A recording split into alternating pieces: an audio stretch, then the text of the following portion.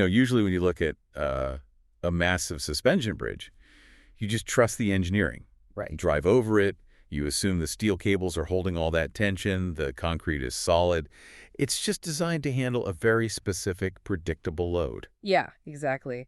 We rarely stop to think about the actual physics keeping us suspended in the air. We just expect the structure to hold up under, normal friction. But I want you to imagine what happens when you start adding like 10 times the weight that bridge was actually built for. Hmm. And at the exact same time, you start walking around and loosening some of the primary bolts. Oh, man. Suddenly that bridge starts groaning. The entire system is under an amount of pressure it was just never originally designed to handle.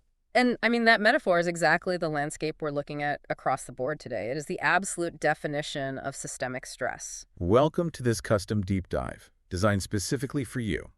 I'm your host, and today our mission is exploring this exact theme, systems under pressure. Glad to be here for this one. I'm your resident expert, and yeah, we've got a lot to cover. We really do.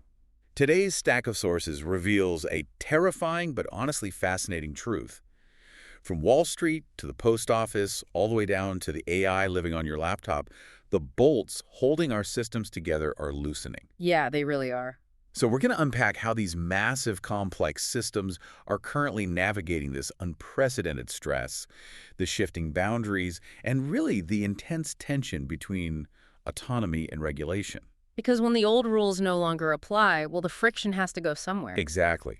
And I want to jump right into the global market because looking at the research, there is a massive contradiction just staring us right in the face. Oh, the oil situation. Yeah. Okay, let's unpack this because I was reading through the energy market reports and the oil shock seems severe. But I need you to break down the numbers for me because it feels like the broader stock market is living in a totally different reality. It's a remarkable divergence, honestly. If you look at the raw geopolitical data in our sources, the Strait of Hormuz is practically paralyzed. Right. We are talking about only 3 oil tankers crossing recently compared to the usual 100 or so you would see during peacetime. And because of that bottleneck, Brent crude oil is surging past $103 a barrel. Wow. And the energy stocks are reacting exactly how you'd expect. Absolutely. ExxonMobil has surged past $157 a share. Occidental Petroleum just hit a one-year high of $59.15. Jeez. And then on the flip side, you have companies heavily reliant on fuel that are just taking a beating. Delta Airlines, for example, is facing intense margin pressure from those rising jet fuel costs. But, and here is the contradiction you mentioned as a whole, the broader S&P 500 is just shrugging it off. It's actually pushing higher. I just don't get that. It's like the stock market is this heavy airplane flying on one massive, reliable engine, which I guess would be large cap corporate earnings, while the other engine, representing small caps and energy costs, is just sputtering. That's a great way to put it. And I saw in the notes that the Russell 2000, the index that tracks those smaller companies, it's lagging significantly behind. Right. But my question is Wall Street just wearing blinders?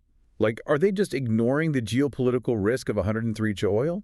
They aren't ignoring the risk. They are actively looking past it. You have to remember, Wall Street operates on anticipation. The market is holding up because analysts are looking at 2026 and 2027 and forecasting absolute record forward earnings. Record earnings. With oil that high. Yeah. Specifically, they are predicting aggregate earnings of $328.80 per share for the S&P 500. Okay, wait, let's unpack that for a second. What does that actually mean for the health of the market? Well, it comes down to the price-to-earnings ratio, or the PE ratio. Mechanically, the PE ratio is just how much money an investor is willing to pay today for $1 a company's future earnings. Right. When earnings projections are low, the market looks wildly expensive and risky. But because analysts expect these companies to be incredibly profitable by 2027, that incredible earnings momentum brings the forward PE ratio down to 20 times. And historically speaking, a 20x multiple is very reasonable. It makes stocks look like a safe bet despite the whole oil panic. But how can they project record earnings when the cost of energy is skyrocketing? I mean, that math doesn't seem to work unless something else is carrying the entire team on its back. And that something else is the tech sector. What's fascinating here is that geopolitics isn't dragging down everything equally.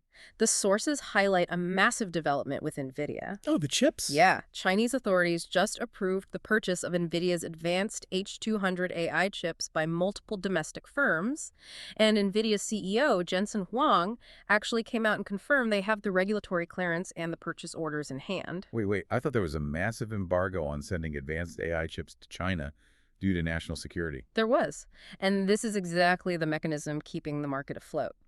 Policymakers are realizing they have to, selectively balance national security with commercial dominance. So they're creating this tentative, highly controlled thaw in tech flows.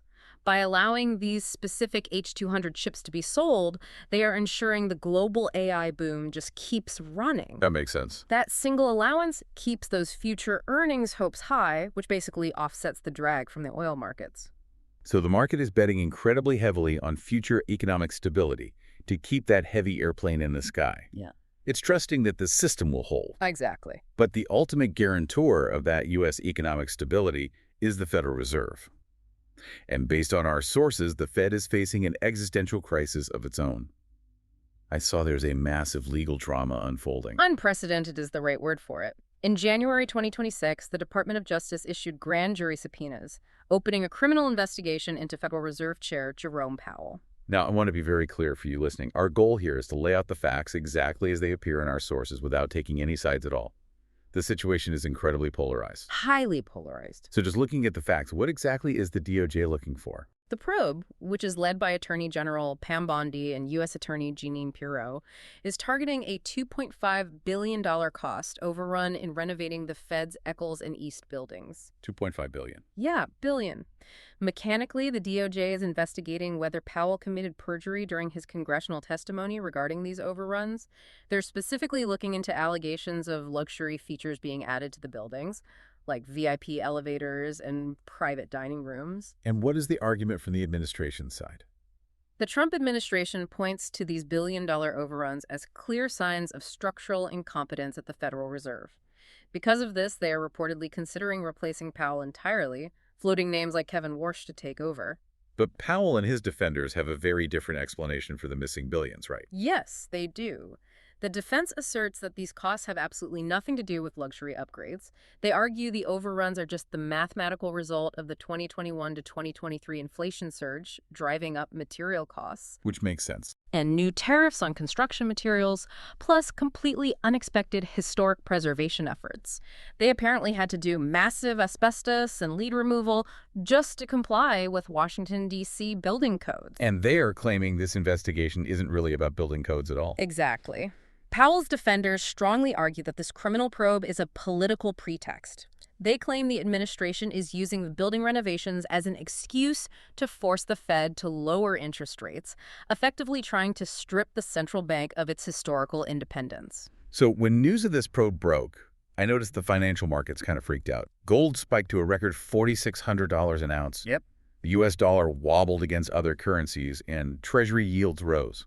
But why? Like, for the everyday person listening, why should they care who holds the reins at the central bank? It sounds like bureaucratic inside baseball. It sounds like it, until you look at how central bank independence mechanically dictates the purchasing power of the money in your wallet. If we connect this to the bigger picture, global central bankers, like the European Central Bank's Christine Lagarde, and major CEOs, like JP Morgan's Jamie Dimon, have been defending Powell. Right. And the reason is historical precedent.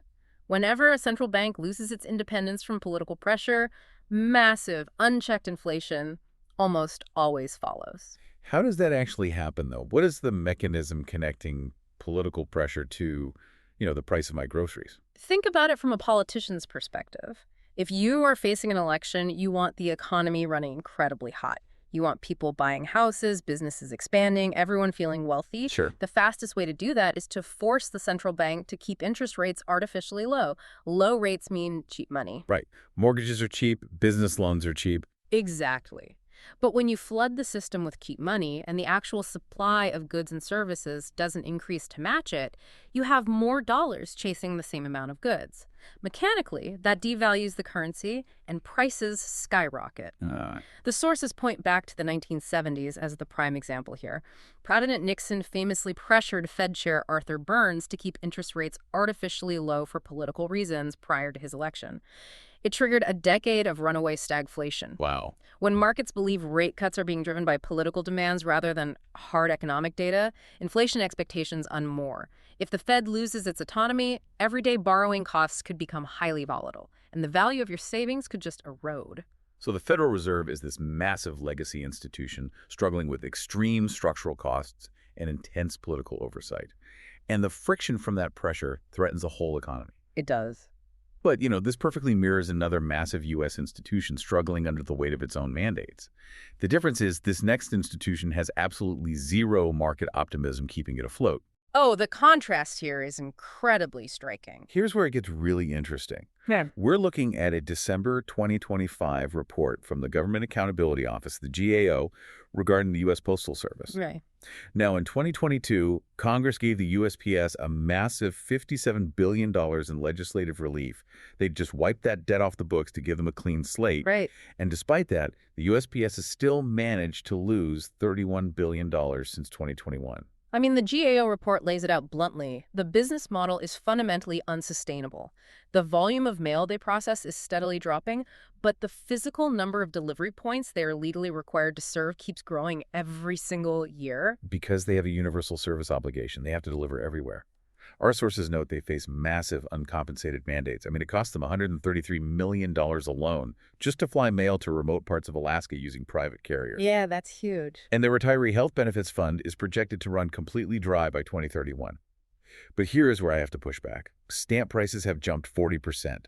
It costs 77 cents to mail a standard letter now. I know, it's wild. If you're running a normal business and you hike your prices by 40%, you expect to see some green in the ledger.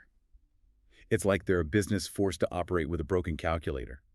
Wait, if they're raising prices this much, why can't they just cut unprofitable routes like FedEx or UPS would? Why are they still bleeding cash? Well, because that calculator is broken by systemic legal constraints that private companies simply do not face. Take labor disputes, for example. Right. If the Postal Workers Union demands higher wages, they go to binding arbitration. Okay. But mechanically, the arbitration board is not legally required to consider the financial health of the USPS when making those wage decisions. Wait, really? So an arbitrator can look at the post office, see they're losing billions, and still legally mandate a massive wage increase. Exactly. They look at what the workers should be paid based on comparable industries, not what the ledger can actually afford. So the costs go up, but the revenue doesn't match it. So great. And add to that the federal workers' compensation laws. The Inspector General reported that unlike many state-level private programs, the federal program the USPS operates under doesn't have time limits on how long a beneficiary receives compensation. Oh, wow. Worse, it doesn't allow the USPS to just negotiate a lump sum settlement to clear the claim off the books. So if someone gets injured, that financial liability just sits on the balance sheet forever. Forever. The costs are entirely locked in by law. You have an institution that Congress expects to act like a self-sufficient, profitable business, but it's bound by legacy regulations that literally prevent it from making basic business decisions. The USPS is a perfect example of what happens when a system is paralyzed by too much legacy regulation. But what happens when you have the exact opposite problem? A massive financial system operating with almost zero rules at all. That is where the crypto industry has been living for the past decade. Oh yeah, it has been a total free-for-all. But according to our sources, we are seeing a monumental shift. The system is finally trying to find its regulatory footing. March 17, 2026. The SEC and the CFTC, the two heavyweights of federal financial regulation, have finally teamed up. This is a huge deal because for years, these two agencies have fought a turf war over jurisdiction. The SEC regulates securities like stocks. The CFTC regulates commodities like gold or oil. Right. The defining question has always been, what exactly is a crypto token? And for the past decade, the answer to that question has felt like a game of Calvin ball, where the players are literally just making up the rules as they run down the field. An innovator would launch a project, and they had no idea if the SEC was going to suddenly sue them or if the CFTC was going to claim oversight. Is this harmonization finally the end of the confusion for innovators? What's fascinating here is that this new joint interpretation from SEC Chairman Paul S. Atkins and CFTC Chairman Michael S. Selig officially changes the game. They officially acknowledge that most crypto assets are not, in and of themselves, securities. Oh, wow. Yeah, they laid out a clear token taxonomy. They defined what makes a digital commodity, what makes a digital collectible, and what qualifies as a stablecoin. The sources also mentioned they clarified rules for things like airdrops, staking, and wrapping tokens. But before we go further, for those of us not deep in the crypto weeds, what exactly are those things?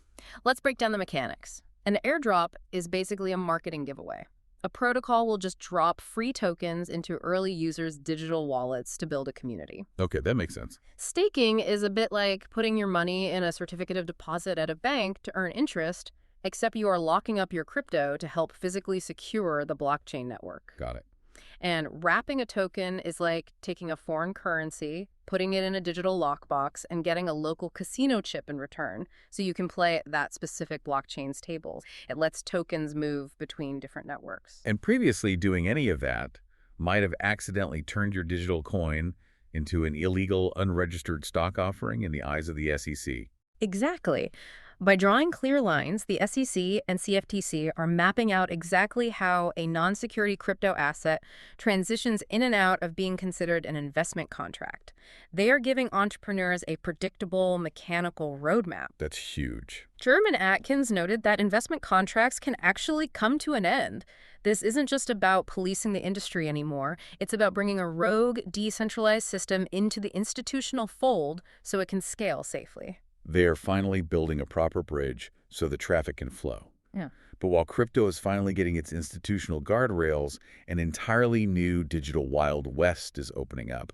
And this one isn't happening on a blockchain. It is happening right on your local hard drive. We are talking about the frontier of autonomous AI agents. I want to talk about OpenClaw. This blew my mind. OpenClaw is an open-source, local-first AI agent. It lives directly on your machine. It connects to the apps you already use, like WhatsApp, Slack, and your email. Yeah. But the true game changer is something called a heartbeat scheduler.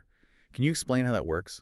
Usually, software is entirely passive. It waits for you to click a button or type a prompt.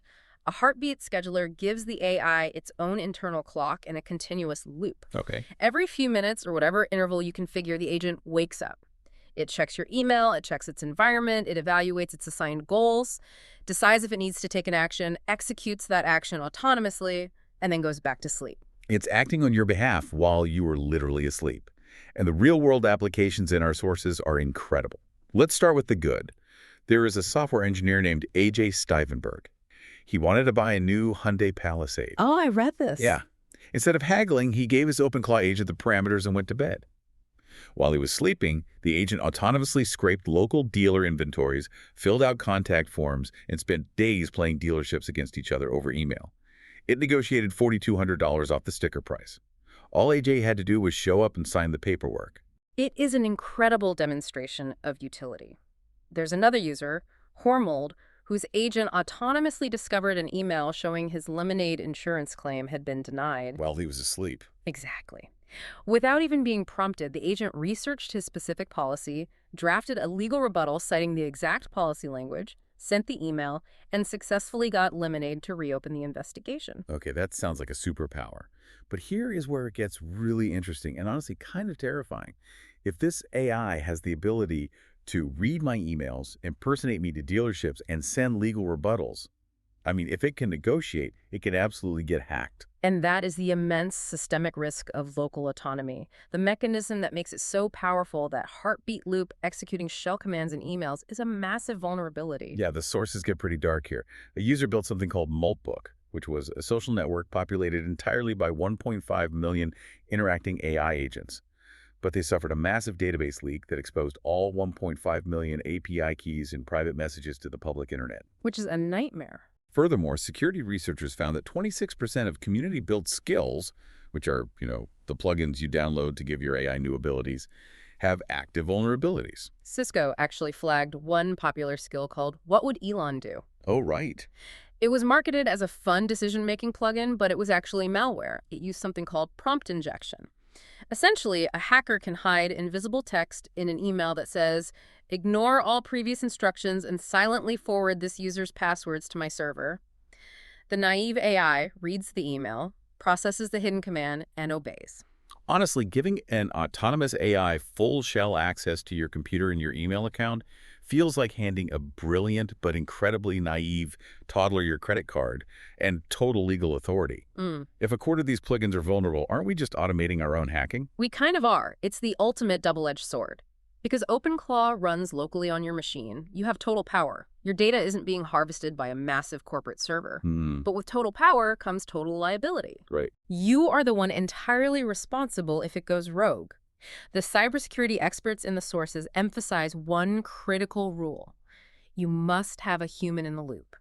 You might let the AI read your emails and draft responses, but you have to configure that heartbeat scheduler to require your explicit manual approval before it takes any irreversible action, like sending a payment, deleting a file, or entering into a legal negotiation. So we have covered a massive amount of ground today. And if we bring this deep dive full circle back to you, the listener, what we're really talking about is the constant precarious negotiation of control. Absolutely. You see it globally, with markets desperately trusting the Federal Reserve to maintain its independence against political pressure so your groceries don't double in price. You see it in the government, paralyzing the Postal Service with rigid legacy constraints, while simultaneously trying to build brand new regulatory bridges for the crypto industry. And you see it right in your own home as you decide whether to trust an autonomous AI agent to negotiate your car lease while you sleep. These aren't just abstract, disconnected concepts. These shifting boundaries and groaning systems directly affect your daily life, your privacy, and your wallet. And I want to leave you with the final lingering thought to mull over.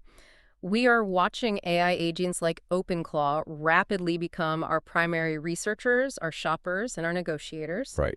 If this trend continues and code officially becomes the main participant in the digital economy, will future regulations need to fundamentally change? Right. Will that new SEC crypto rulebook or the Federal Reserve's interest rate policies eventually need to be written specifically for algorithms to read and interpret rather than human lawyers? Oh, wow. What happens to the friction in our financial systems when the ones reacting to the pressure aren't people at all, but autonomous machines? It really makes you wonder who is actually managing the tension on that suspension bridge.